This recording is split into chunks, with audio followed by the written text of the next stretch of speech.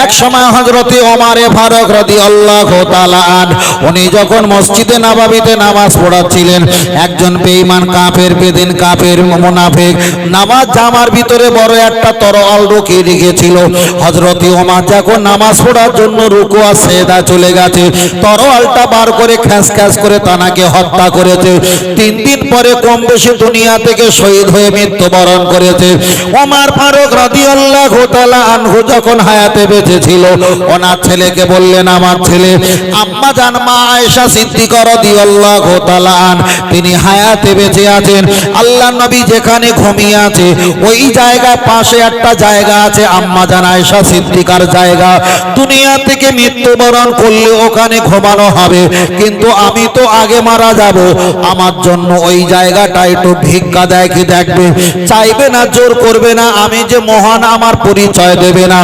আম্মা জানের কাছে একটু ভিক মাঙ্গার মতো বলবে, আম্মা জান আমার আব্বাজি আপনার জায়গাটা থাকতে চায়, আপনি একটু ভিক্ষা দাও। তখন নিজের ছেলে আম্মা জান আয়েশা সিদ্দিকার কাছে চলে গিয়ে সব কথাটা খুলে বলেছেন। আম্মা জান আয়েশা সিদ্দিকা বর্ণনা করে, না না আমি দিতে পারবো কি পারবো না এ কথা বলতে পারবো না, কেন নবী আমাকে দিয়ে গেছে। আর আমি যদি নিজে মাস্টারি করে নিজের ইচ্ছায় তোমার আব্বাকে যদি দেই, আল্লাহ নবী যদি আমার প্রতি নারাজ হয়ে যায়, আমার ক্ষতি হয়ে যাবে। ও নবী সাহাবারা ঘর থেকে বার হও, তোমার নবী রওজা আকদাসের কাছে একটু সালাম জানাও, আর তোমার নবীকে জিজ্ঞাসা করো আম্মা জান আয়েশা সিদ্দিকার জন্য যে কবরের জায়গাটা রাখা ছিল ওই জায়গাটা ওমরের জন্য দোয়া হবে কিনা। হাদিস শরীফে এসেছে, সাহাবারা যখন সালাম দিয়ে আল্লাহ নবীকে জিজ্ঞাসা করলো, রওজা আকদাসের ভিতর দিয়ে আওয়াজ এসেছে, আবু বকর আমার পাশে থাকার জন্য অনুমতি দিলাম। তাহলে এখানে প্রমাণ হয়ে গেল পীর ওলিরাও কবর থেকে আওয়াজ, পীর ওলিরা কবরে জীবিত টাটকা থাকতে পারে, পীর ওলিরা সালামের জবাব দিতে পারে, পীর ওলিদের কবরে আমার আল্লাহ রসুলকে দিদার পেতে পারে। আর নবীদের কবরে যদি সালামের জবাব দেওয়া হয়, কিছু যদি জিজ্ঞাসা করা হয়, কবরের ভিতর দিয়ে তারাও সওয়ালের জবাব দিয়ে থাকে। যেমন জবাব দিয়েছিল আম্মা জান মা আয়েশা সিদ্দিকার সওয়ালের জবাব। জোরে জোরে বলেন সুবহানাল্লাহ। বিষয়টা শুধু আমি পীর মাশায়েখের কথা বলেছি, এই পর্যন্ত এখানে রেখে দিলাম। তবে আপনার কাছে আর একটা বার আগিয়ে চলে যাওয়া যাক। তাহলে পীরের আস্তানা সম্পর্কে পীর মানা যাবে কিনা, পীরের কাছে যাওয়া যাবে কিনা, পীরের সালাম দেওয়া যাবে কিনা, পীর সম্পর্কে আপনাদের কাছে কিছুটা ধারণা দিলাম। 1 ঘন্টা পীর সম্পর্কে বলেছি। এবার আপনারা কিছু আমাকে বলবেন, হুজুর আর একটা সম্পর্কে বলেন। আমরা যখন কবরের কাছে যাব, কবরের কাছে গিয়ে আমরা দোয়া দরুদ তাসবিহ তেলাওয়াত করব, পীর ওলি হোক আর সাধারণ ব্যক্তি হোক, আমরা সেখানে খাড়া পাইয়া দেখি দোকানি হাত তুলে আল্লাহ দরবারে আমরা দোয়া চাইব। তবে আমি তো পীর মাশায়েখ মানি, আপনারা মানেন, তবে দোয়াটা এমন করে চাইবেন শিরক যাতে না হয়, এমন করে চাইবেন। কিছু দরুদ শরীফ, তওবা শরীফ, কিছু কোরআনের আয়াত যদি পারেন আপনি তেলাওয়াত করবেন। এই তেলাওয়াতটা আমার নবীর দরবারে দেবেন। সাহাবা আজমাইন পাক পাঞ্জাতন আহলে বায়াত যতটা পারেন ততটা আপনি সওয়াব পৌঁছে দেবেন। যে পীরের কাছে আপনি এসেছেন ওই পীরের রূহ পাকে সওয়াবটা পৌঁছে দেবেন। আল্লাহকে বলবেন, আল্লাহ আপনার কাছে আমি চাইছি আমার বিপদ থেকে হেফাজত করে দাও। আল্লাহ আপনার কাছে আমি চাইছি আমার রোগ থেকে শেফা বানিয়ে দাও। আল্লাহ আপনার কাছে আমি চাইছি আমার মেয়ের বিবাহের জন্য সুপাত্র গ্রহণ করে দাও। আল্লাহ আপনার কাছে আমি চাইছি আমার চাকরি নকরি মিলিয়ে দাও। আল্লাহ আপনার কাছে চাইছি, তবে আমার চাওয়াটা কেমন হবে আমি জানি না, কেমন করে চাইলে আপনি কবুল করবেন আমি সাধারণ বান্দা আল্লাহ, আমি জানি না। তবে আল্লাহ আপনি যাকে ভালোবেসেছেন আমি তার পাশে এসে আপনার দরবারে হাত তুলেছি। আমার চাওয়াটা যদি ভুল হয়, আমার চাওয়াটা যদি কবুল না হয়, আপনার নেক বান্দার ওসিলা করে, আশার বিনিময়ে পাশে দাঁড়িয়ে কান্নার ওসিলা করে আপনার মাহবুব বান্দার খাতিরে আমার চাওয়া পাওয়া গুণ আপনি কবুল করে নাও। তাহলে আপনি দোয়া চাইবেন, একটা হলো আল্লাহর কাছে চাইবেন, আর পীর মাশায়েখের ওসিলা দিয়ে আল্লাহর কাছে চাইবেন। কোনো গোনা নেই, গোনা নেই। এটাই হলো আমাদের পীর তরিকত, দোয়া চাওয়া আসল নীতি। কিন্তু আপনি যদি বলেন অমুক পীর সাহেব আমাকে এই সুস্থ করে দাও, আমার বিপদ থেকে সেবা বানিয়ে দাও, এটা কিন্তু পৃথিবীর সত্য যারা পীর তরিকতের মানুষ তারা এক বাক্যে বলবে এটা হলো শিরিক। সবাই বলবে শিরিক। তবে যদি আমরা বলে থাকি আল্লাহ মাফ করবে, এগুলো বলবেন না, আল্লাহ কাছে যাবেন। পীর বলে আল্লাহ আমার তো দোয়া কবুল হবে না, যদি কবুল হতো এর আগে কত কি না হতো, নিশ্চয়ই আপনি আমার প্রতি রেগে আছেন। তবে আপনার হাবিবের উম্মাত, এইটা আমার বড় সাহস, আর আপনার মাহবুব বান্দার কাছে এসেছি, এইটা আমার বড় সাহস। আপনি এদেরকে ভালোবাসেন, আর এদেরকে ভালোবাসি মানে আমার একটু ভালোবাসার পার্সেন্ট কিছু আছে, এই ছাড়া আমাদের কোনো সম্বল নেই। চলেন ও আমার বাপীর, আমি আপনাকে বলছিলাম লক্ষ্য করে দেখা যায় পীর ওলির কবরের কাছে গিয়ে আপনি দোকানে হাত তুলে দোয়া চাইবেন, অবশ্যই ভালো, অবশ্যই ভালো। তবে দোকানে হাত তুলে যখন দোয়া চাইবেন, পীরের ওসিলা দিয়ে আপনি দোয়া চাইবেন, এটা হাদিস শরীফে এসেছে। আপনার ভালো কাজের ওসিলায় আপনি আল্লাহর কাছে দোয়া চাইবেন, অবশ্যই এটা ভালো। হাদিস শরীফে এসেছে তিনজন ব্যক্তি রাস্তা দিয়ে যেতে যেতে পাহাড়ের এক জায়গায় আশ্রয় নিয়েছে, আর প্রচন্ড ঝড়ের কবলে বড় একটা পাথর ওই গুহাটা আটকে গিয়েছে। এটা সহিহ হাদিস, পৃথিবীর সমস্ত আলেমরা এই হাদিসটা তাদের জানা আছে। তিন ব্যক্তি যখন গুহার ভিতরে বড় পাথর এসে মুখটা যখন আটকে দিয়েছে, ওদের ক্ষমতা নেই এত বড় গর্ত থেকে কিভাবে আমরা পাথরটা উঁচু করব, আমাদের পায়ের তলা তো কোনো শক্তি নেই, গর্তটা অনেক, কিভাবে আমরা এক হাত দিয়ে দুই হাত দিয়ে উঁচু করব। ওরা জানে আমাদের মৃত্যুটা নিশ্চিত, এটা আমাদের মৃত্যু নিশ্চিত। হাদিস বিবরণ দিয়েছে একজন আল্লাহর কাছে কাঁদছে, আল্লাহ আমাদের তো তেমন কিছু নাই, আপনার কাছে শেষবারের মতো দোয়া চাই, তবে আপনি তো রহমান রহিম, দোয়া কবুল করেন, এটা আমাদের বিশ্বাস। দোয়া চাইছেন আল্লাহ আমি যখন ছাগল বকরি দুম্বা মহি যখন চড়াতাম আর দুধ দহন করে নিয়ে আসতাম, আমার মা, আমার আব্বা, আমার মা, আমার ভাই বোন, আমার ছেলে মেয়ে, বিয়ে বাচ্চারা ওরা ঘুমিয়ে থাকতো, আর দুধ দহন করে আমি ওদেরকে ডিঙিয়ে ডিঙিয়ে ডিঙিয়ে ডিঙিয়ে ডিঙিয়ে ডিঙিয়ে আমার মাকে আমি দুধ দহন করাতাম। মা যখন দুধ খেয়ে পেটটা যখন ভর্তি হয়ে যেত, আর অবশিষ্ট দুধে পানি মিশিয়ে আমার পরিবারকে আমি পান করাতাম। আল্লাহ এতটা যদি আমার মাকে ভালোবেসে থাকি, এর বিনিময়ে পাথরটাকে একটু সরানো যাবে না? তাফসীর কারকেরা ব্যাখ্যা করে বলেছে ওই অতটুকু ভালো কাজের ওসিলায় আল্লাহর কাছে যখন দোয়া চেয়েছে, আমার আল্লাহ পাথরটা একটু সরিয়ে দিয়েছে। আর একটু জোরে বলে সুবহানাল্লাহ। আর একজন বললেন ও রব্বুল আলামিন, আল্লাহ আমার কাছে যারা কাজকর্ম করে ওদের কাজকর্ম যখন শেষ হয়ে যায়, হাত ধুয়ে হাতের পানি শুকনো হবার আগে আমি ওদের পারিশ্রমিক নিয়ে হাজির হয়ে যাই। আল্লাহ এর বিনিময়ে আপনি একটু পাথরটা সরিয়ে দাও। আমার আল্লাহ একটু পাথরটা সরিয়ে দিয়েছে। আর একজন ব্যক্তি বলল দুইজনা তো এইভাবে পালিয়ে যাওয়া সম্ভব নয়, আর একটু ফাঁকা হওয়া দরকার। তৃতীয় ব্যক্তি হিসাব করলো আমার ভালো কাজ বলতে কিছুই নয়, নিশ্চয়ই আমাদের মৃত্যুটা নিশ্চিত। উনি চিন্তা করলো আমার একটা ভালো কাজ আছে। এক সময় আমার নিজের চাচাতো বোনের সঙ্গে আমার কুসম্পর্ক, আমার খারাপ সম্পর্ক ছিল। আমরা দুইজনা ফাঁকা জায়গা গিয়ে আমরা খারাপ সম্পর্ক ব্যবহার করব। আমি সোনা দানা হীরা মুক্তা জহরত কাঞ্চন মণি মুক্তা অনেক টাকা পয়সা নিয়ে ফাঁকা জায়গায় আমার চাচাতো বোনকে নিয়ে গিয়েছিলাম। যখন আমরা খারাপ কাজে লিপ্ত হব, আমার বোন একটাই কথা বলেছিল, আল্লাহ তো দেখছে, আল্লাহকে ভয় করো। এই কথাটা বলার বিনিময়ে আমার মাইন্ডটা এমন ভাবে ঘুরে গেছে, আমি সোনা দানা চাঁদে মুক্তা সব কিছু নিয়ে আমার বাড়িতে ফিরত চলে এসেছিলাম। আল্লাহ তোমার ওই নামটা আমার মাইন্ডে এমন ভাবে লেগেছে, তোমার বড় ভয় লেগে আমি পাপের কাছ থেকে ফিরে এসেছিলাম। আল্লাহ এতটা যদি ভয় আমি করে থাকি, এর বিনিময়ে পাথরটা একটু সরিয়ে দাও। আমার আল্লাহ পাথরটা সরিয়ে দিয়েছে। তাহলে তিনজনা ওই গুহা থেকে বাইর হয়ে গেছে। তাহলে এখানে হাদিসের ব্যাখ্যা হলো এটা, আপনি যদি কোনো ভালো কাজ করেন, কোনো আলেমকে খাওয়ান দাওয়ান, মেহমানদারি, টাকা পয়সা, কোনো মানুষ ভিক্ষুককে এতিমকে যদি মেহমানদারি করে থাকেন, এতটা ভালো কাজের ওসিলায় বিপদ হলে ওই ভালো কাজকে তুলে ধরে দোয়া করা দরকার নেই, হাত তুলে মনে মনে আল্লাহকে বলবে, আল্লাহ সারা দিনের ভিতরে একটা ভালো কাজ করেছি, এর বিনিময়ে আমার বাড়ি বিপদকে হেফাজত করে দাও। আল্লাহর শপথ, আপনার ভালো কাজের ওসিলায় আমার আল্লাহ আপনাকে সুস্থ দান করবে করবে। জোরে বলেন সুবহানাল্লাহ। আর একটু জোরে বলেন সুবহানাল্লাহ। আল্লাহুম্মা সাল্লি আলা, জোরে, আলা আলি সাইয়্যিদিনা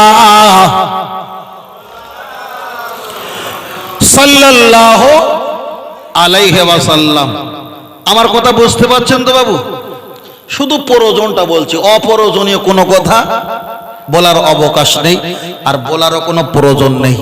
আজকে আমরা একটা বিষয় আলোচনা করছিলাম কবর সম্পর্কে, পীর সম্পর্কে, হতে হতে হতে হতে কবর জিয়ারত পর্যন্ত এসেছি। এই সম্পর্কে আর একটু বাড়ালে অসুবিধা আছে না অন্য কিছু বলবো?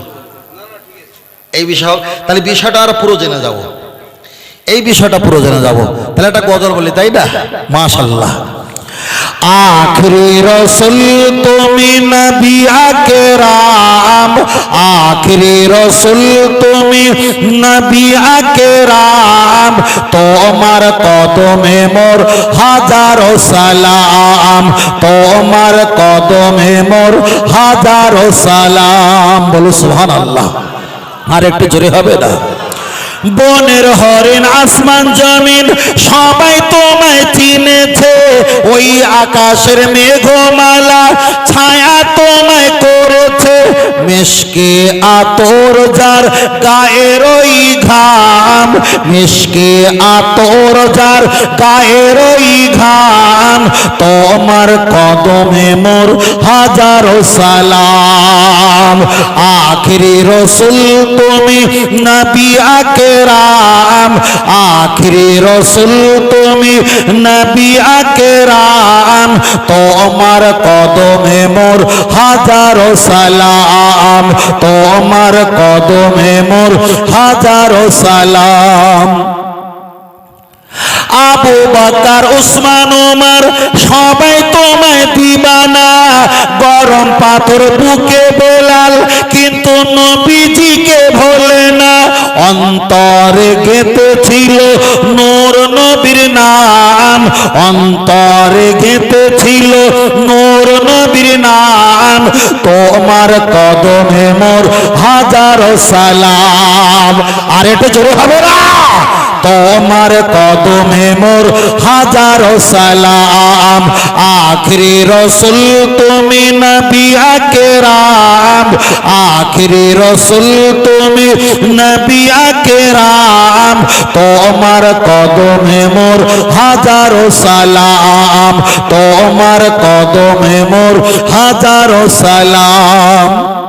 বোরাক নিয়ে দয়ার নবী মেরাজেতে গিয়েছে, পায়ের ধোলায় আল্লাহর আরশ ধন্য সেদিন হয়েছে, জান্নাতের রুমে রুমে লেখা নবীর নাম, জান্নাতের রুমে রুমে লেখা নবীর নাম, তোমার কদমে মোর হাজারো সালাম। আখিরি রসুল তুমি নবী আকরাম, আখিরি রসুল তুমি নবী আকরাম, তোমার কদমে মোর হাজারো সালাম, তোমার কদমে মোর হাজারো সালাম। আল্লাহুম্মা, খুব করে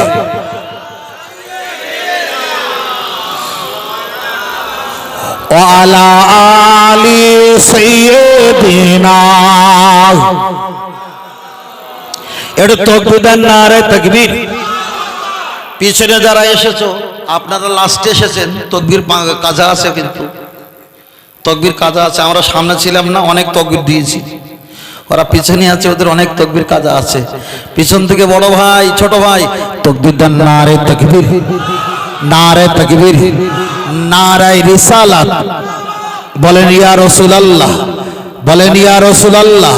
আহলে সুন্নাত আল জামাত বলুন জিন্দাবাদ। আহলে সুন্নাত আল জামাত, সিলসিলা হক ফুরফুরা শরীফ, মদিনা মক্কা শরীফ। নারে তাকবীর, নারে তাকবীর। আল্লাহ কবুল করেন, বলেন আমিন। আর একটু জোরে হবে না? তাহলে আমরা কবর সম্পর্কে বলছিলাম, আর একটুখানি বলি। বলতে বলতে তো শেষও হবে না, আর আমারও নামতে হবে না। চলেন ছোট করে বলি। তাহলে আমরা পীর মাশায়েখকে মানি, কিন্তু সেজদা আমরা কাকে করি? একমাত্র আল্লাহকে। আর কারোর পায়ে সেজদা করি না। যে পীর সাহেব বলবে সেজদা করা জায়েজ আছে, সে যদি সঠিক পীর হয়, তবুও তার থেকে পরিত্যাগ করাটা ঈমান। খেয়াল রাখবেন, আমরা একেবারে মূর্খ না যে আমরা পীর মাশায়েখকে ভালোবাসি, পীর যা বলবে তাই শুনে নেব, না, চলবে না। এখন লেখাপড়া কন্টেস্ট, আজ থেকে 20 বছর আগে ছিল না, 30 বছর আগে ছিল না। এখন এই বক্তব্য দিচ্ছি 10 জনের মাঝে দেওয়া যায়, কিন্তু অনলাইনে সহজ না, বুঝলো তো, খুব বিপদ। চলেন, তাহলে আপনাদের এলাকায় কোনো ছেলে যদি দিল্লি, বোম্বাই, আহমেদাবাদ, নাগপুর, কানপুর, শিলচর, গুয়াহাটি, আসাম, ত্রিপুরা, মেঘালয়, এক কথা উড়িষ্যা, বিভিন্ন জায়গায় কাজকর্ম আমাদের এলাকার ছেলে করে না? করে না? করে। ভালো করে শুনবেন কবর সেজদা সম্পর্কে। তাহলে কবর ওরা বিভিন্ন জায়গায় কাজকর্ম করে। 2 বছর, 3 বছর, 4 বছর অনেক ছেলেরা দেশে আসে না, প্রবাসী। তাহলে দেশে যখন আসে না, ওখান থেকে টাকা পাঠায়, এখান থেকে টাকা তুলে চাল ডাল অনেক সামানপত্র সবকিছু মেরামত করে নেয়। হঠাৎ করে ছেলেটা বাড়ি আসবে, মাকে ফোন করিনি, বাপকে ফোন করিনি, বোনকে ফোন করিনি, স্ট্যাটাস দেয়নি, কোনো মেসেজ করেনি, কোনো বিজ্ঞাপন দেয়নি। হঠাৎ করে রাত 2টোর সময় বাড়িতে এসছে, ভীষণ ঝড়, নদীতে সমুদ্রে বিশাল তখন ঢেউ, উত্তাল নদী, তখন টিকটিক করে এসছে। জানে 4 বছর পরে স্ত্রীর কাছে যাচ্ছি, বিশাল একটা, হঠাৎ দেখে আনন্দে কেঁদে ফেলবে, আনন্দে জড়িয়ে ধরবে, একটা বিরাট মজা।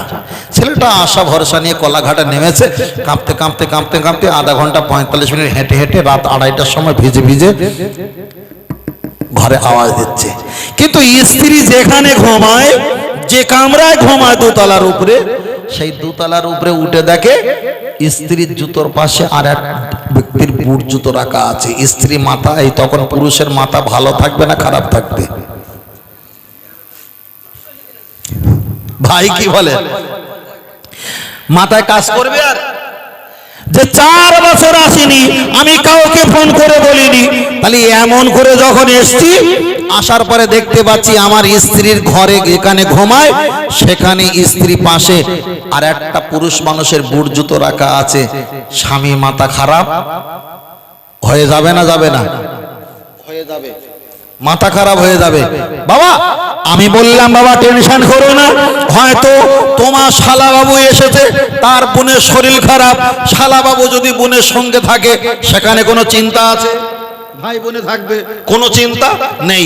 তখন আমারে বলছে, মফিজুল ভাই একটা কথা বলি, আমার যে শালা সম্বন্ধে ওরা পেঁয়াজি চপ বিক্রি করে, একজন সাইকেল সারা লিক সারে, ওর বাপ জীবনে বুট জুতো চোখে দেখিনি, ও জীবনে বুট জুতো চোখে দেখিনি। টেনশন বাড়বে না কমবে? আরো বাড়বে না? এই খারাপ পাবে না, টেনশন বাড়বে। তারপরে বললাম, দেখো তুমি হালকা করে একটু জানালা খুলে দেখো দিনি। ও ফোনটা ধরে রেখে দিয়েছে, হালকা করে জানালা খুলে দেখছে, বাল্ব একটা লাইট জ্বালিয়ে রেখে দিয়েছে। স্ত্রী আর অপুরুষ ব্যক্তি বুকে মাথা দিয়ে আনন্দ করে ঘুমিয়ে ঘুমিয়ে গল্প আর আনন্দ করে রিল্যাক্স করছে। এই দেখার পরে কোনো স্বামী ওই স্ত্রীকে নেই বলে মনে হয়? আমার লজিক ছিল কি, কবরের সেজদা দেওয়া যাবে না। তাহলে বিচারের ময়দানে যখন হাজির করা হয়েছে তখন ছেলেটা এক বাক্যে বলছে, হুজুর আমার হাজার হাজার লক্ষ লক্ষ টাকা তছনছ করেছে, আমি কিছু বলিনি। 40,000 টাকা দামের মোবাইল রাস্তায় ফেলে ভেঙেছে, কিছু বলিনি। আমার মাকে কখন রুটি করে দেয় না দেয় তাতে আমি কিছু বলিনি। আমার বাপকে কখন জামা পরিষ্কার করে দেয় তাও আমি কখনো কিছু বলিনি। কিন্তু আমি আমার স্বামী আমার স্ত্রীর মাথা আমার বুকে থাকার অধিকার ছিল, কিন্তু আমার স্ত্রীর মাথাটা অপুরুষ ব্যক্তির বুকে যখন গেছে ও স্ত্রী নেওয়া সম্ভব নয়। কপালটা পাওয়ার যোগ্য কে? সেদা পাওয়ার যোগ্য কে? আল্লাহ।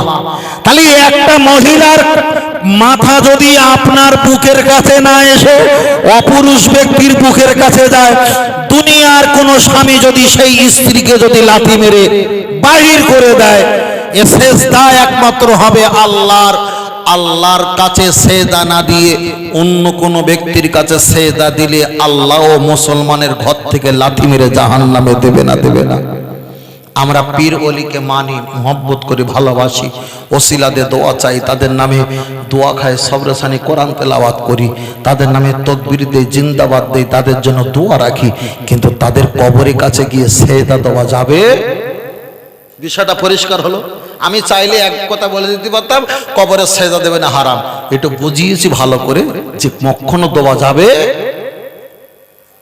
না। একটু ভারী করে বলতাম, ছেলেরা আছে তো বাপের পাশে, সমস্যা। আল্লাহ আল্লাহ। চলেন আমি আপনাকে বোঝাতে চেয়েছি, লক্ষ্য করে দেখা যায় তাহলে সেজদা একমাত্র আমার আল্লাহকে দিতে হবে। আল্লাহকে ছাড়া আর কাউকে সেজদা দেওয়া যাবে না। হয়তো আপনি কোন পীরের কাছে গেলে দেখতে পাবে তানার দলেরা তানার পায়ে সেজদা দিচ্ছে, তানার পায়ে চুম্বন দিচ্ছে। আপনি যদি সেই পীরের মুরিদ হও, আমি আপনার প্রতি শত্রুতা করছি না। আপনি অবশ্যই ঈমান বাঁচানোর জন্য আপনি চলে এসে অন্য কোন পীরের দরবারে যুক্ত হয়ে যাও, না হলে আপনার কিন্তু ঈমান চলে যাবে। আল্লাহ নবী এক সময় দাঁড়িয়ে আছে, আর কিছু দুম্বা ছাগল বকরি ভেড়া আল্লাহ নবীর কাছে দৌড়ে এসে টপ টপ টপ টপ করে সেজদা দেয়। সাহাবীরা নবীর কাছে এসে বললেন, ইয়া রাসূলুল্লাহ, ওই ছাগল ভেড়া দুম্বা মহিষ ভেড়া আপনার পায়ে টপ টপ করে সেজদা দিয়েছে, আমরা যদি আপনাকে সেজদা না দেই, আমার আল্লাহ যদি কিয়ামতের দিন বলে, ও নবী সাহাবারা চতুষ্পদ জন্তুরা নবীকে চিনে সেজদা দিয়েছে, তোমরা কেন সেজদা দিলে না আমার নবীর পায়ে? হুজুর আমরা কি একটা বার সেজদা দেব? আল্লাহ নবী এত গম্ভীর মেজাজে বললেন, তোমরা কি জানো না, ইয়া লাইতানি কুনতু তুরাবা, আমার আল্লাহর কোরআন জানিয়ে দিয়েছে এই চতুষ্পদ জন্তুরা ওরা কিয়ামতের দিন মাটির সঙ্গে মিশে যাবে, ওদের কোনো সমস্যা নেই। কিন্তু আনা বুইস্তু মুআল্লিমান, আমি হলাম তোমাদের শিক্ষক, তোমাদের কি আমার পায়ে সেজদা দিতে বলেছি? না না আল্লাহ নবী আপনি বলেননি। তবে জেনে রেখে দাও, আল্লাহ নবী একটা হাদিস শরীফ বললেন, লানাতাল্লাহু আল ইয়াহুদা ওয়ান নাসারা ইত্তাখাযু কুবুর আমবিয়াইহিম মাসাজিদা। তবে জেনে রেখে দাও, ওই জামানায় ইহুদি নাসারা জাহান্নামে যাবার একটাই কারণ হলো ইত্তাখাযু কুবুর, ওরা যখন নবী আম্বিয়াদের কবর দেখতে পেত সেখানে ওরা দৌড়ে গিয়ে মাথাটা সবিয়ে দিত, মাথা দিয়ে কপাল দিয়ে ওরা সেজদা করত। এই কারণে আল্লাহ তাদেরকে জাহান্নামে বানিয়েছে। তাহলে এখানে প্রমাণ হয়ে গেল, নবীর কাছে সাহাবীরা সেজদা করতে চাইছিল, আল্লাহ নবী সেজদা দিতে বারণ করেছে।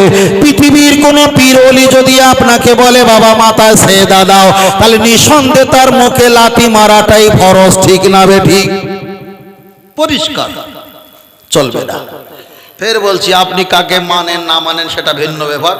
আমার বক্তব্য যদি চুল পরিমাণ ভুল হয়, আমার সারা জীবনের সম্পত্তি আমি তার নামে লিখে দেবো, আর সে আমাকে বুঝিয়ে দেখ যে আপনার বক্তব্য ভুল। মাইকে কথা বলছি, যে 90 বছর করেছেন বলে আপনার কাজটা ঠিক, আপনার কাজ যদি ভুল কাজ 90 বছর করার পরেও যদি ঠিক হয়, আমি শুকুরের গোশত 200 বছর খেলি, তাহলে এটাও ঠিক হবে না। হালাল সারা জীবন হালাল, হারাম সারা জীবন হারাম। আল্লাহ আল্লাহ। ও আমার জামা যুবকেরা গিয়ে চলে যাওয়া যায়, লক্ষ্য করে দেখা যায় আমি আপনাকে বলছিলাম সেজদা যদি করতে হয় একমাত্র আমার আল্লাহকে সেজদা করতে হবে। সাহাবীরা নবীর কাছে জিজ্ঞাসা করলেন, ও আল্লাহ নবী একটা বার বলেন, আমার স্বামীরা আপনাকে আপনাকে মেসেজ করে দেয়, আমার স্বামীরা আপনার হাত পা একটুখানি আনন্দ লাগিয়ে দেয়, আমার স্বামীরা আপনাকে খেদমত করে, যুদ্ধের ময়দানে যায়, আপনার পিছনে নামাজ পড়ে আপনার সঙ্গী হয়ে থাকে, আপনার সামনে পিছনে আমার স্বামীরা আমার সাহাবীরা আপনার সাহাবীরা ঘুরে থাকে, ওরা আপনাকে খেদমত করে জান্নাতে চলে যাবে, আমরা তানার স্ত্রী আমরা কি খেদমত করতে পারবো না? নবী আমার জবাব দিয়ে বললেন, ও নারীরা জেনে রেখে দাও, তোমার স্বামী নামাজ যখন পড়বে তার জন্য উজুর পানি আগিয়ে দাও, তার জন্য নামাজের মশাল্লা আগিয়ে দাও, তার জন্য তসবিহ আগিয়ে দাও, তার জন্য টুপি পাঞ্জাবে লুঙ্গি ঈদের তুমি আগিয়ে দাও। তোমার স্বামী মসজিদে গিয়ে নামাজ পড়ে যতটা নেকি কামাবে তাকে খেদমত করার বিনিময় আমার আল্লাহ অতটাই নেকি তোমার নামায় আমালে দান করে দেবে। আমি আপনাকে বোঝাতে চেয়েছি, তাহলে নবী সাহাবীরা মহিলা সাহাবীরা নবীকে খেদমত করবে বলছিল, আল্লাহ নবী খেদমতটা নিজে না নিয়ে তাদের স্বামীর দিকে ঘুরিয়ে দিয়েছে। কোন পীর ওলি যদি নারীর খেদমত নেয় তার বুকে লাথি মেরে ঘুরে আসাটাই ভালো।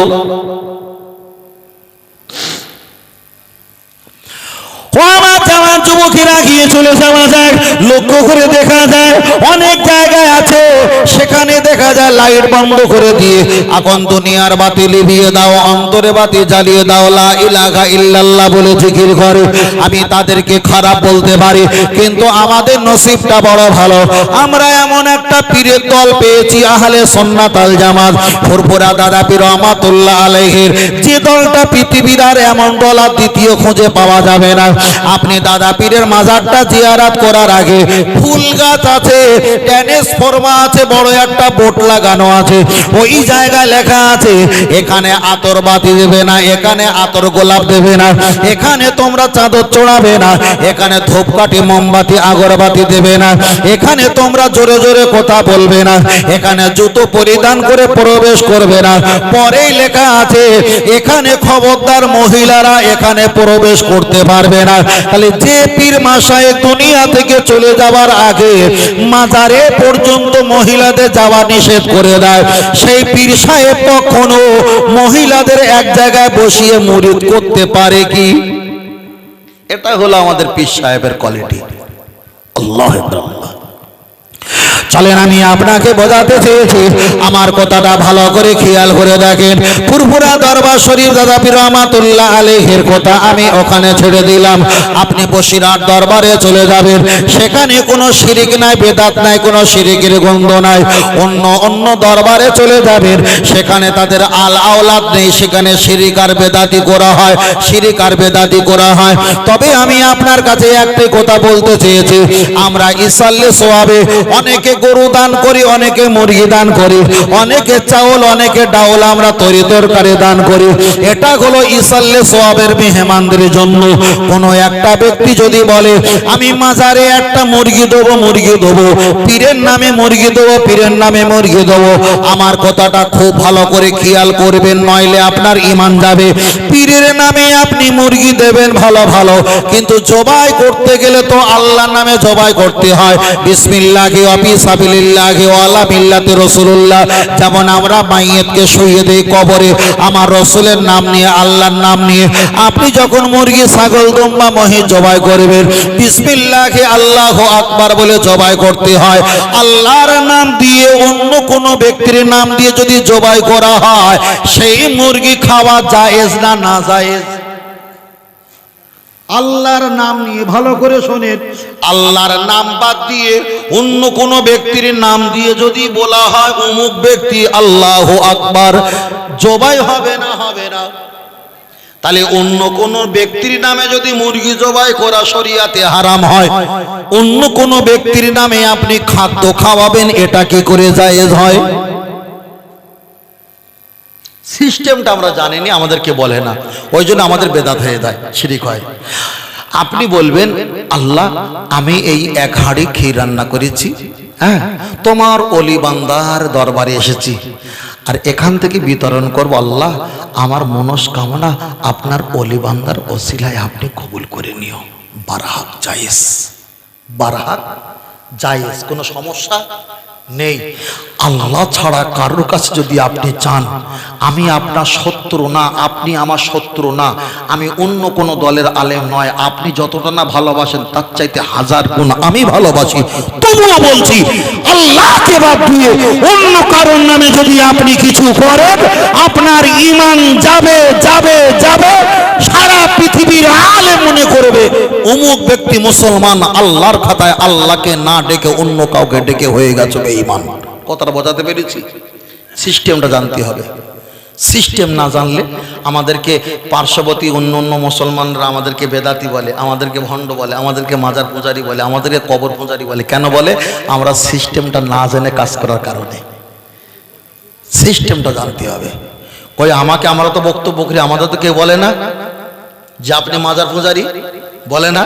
না, আমরা কোরআন হাদিস থেকে দলিল যেটা আছে সেইভাবে করি। আমার দাদি করে গেছে সেই লাইন করি না, বুঝলেন না?